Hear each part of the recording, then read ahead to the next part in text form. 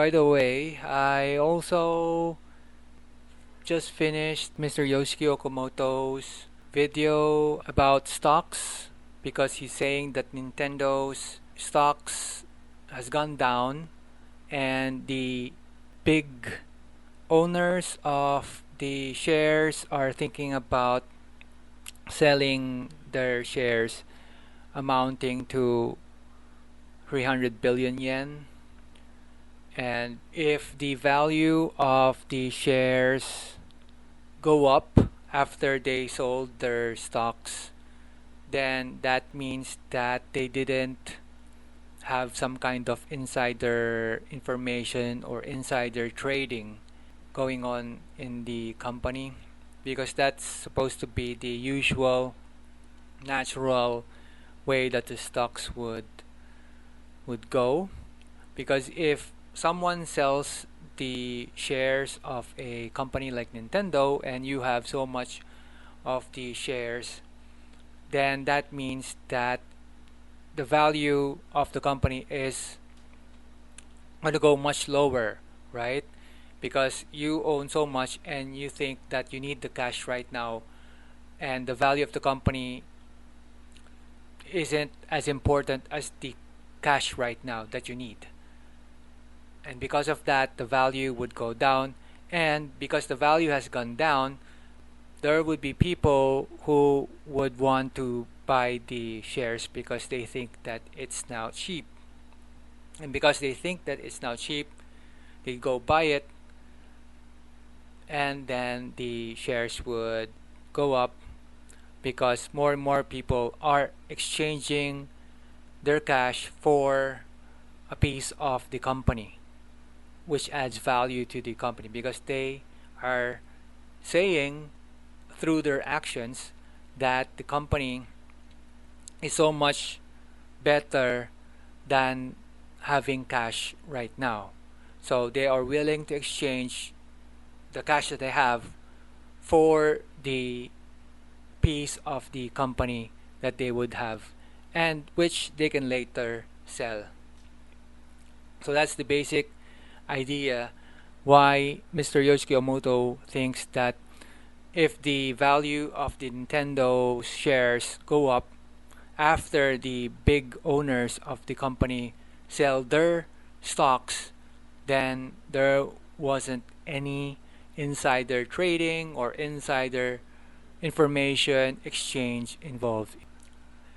Owning stocks, owning shares increases also your personal value, because if you have so much in terms of stocks, in terms of shares, then your personal value would also go up as the values of these shares go up.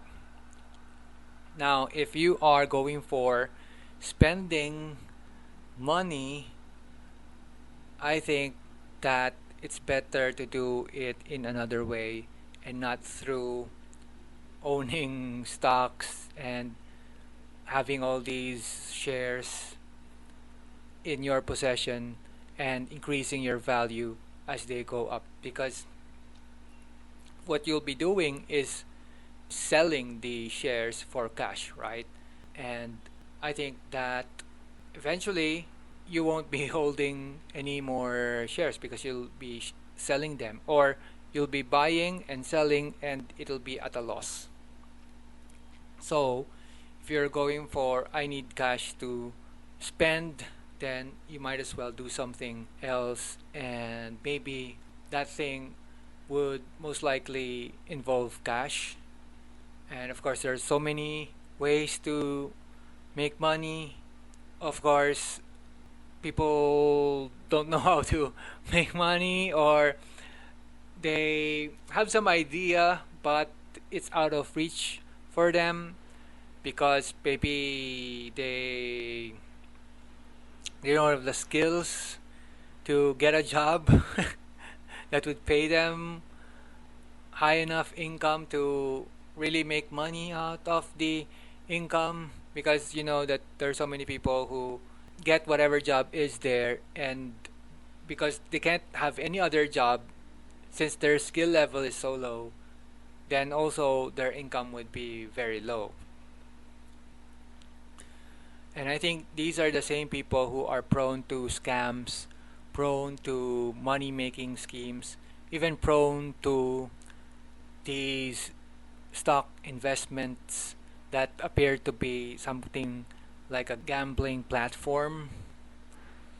But really, if you understand how the stock exchange work, and you know how to increase your skill level to a high enough degree, then you should be able to make money enough to have something that you can save and reinvest. And I think also because the expenses that most people have affect their current economic status. Like, for example, they have family members who don't have jobs, or they have family members who are sick and they have to pay for the bills, medical bills, and everything like that. So they have so many expenses, which pulls them further down.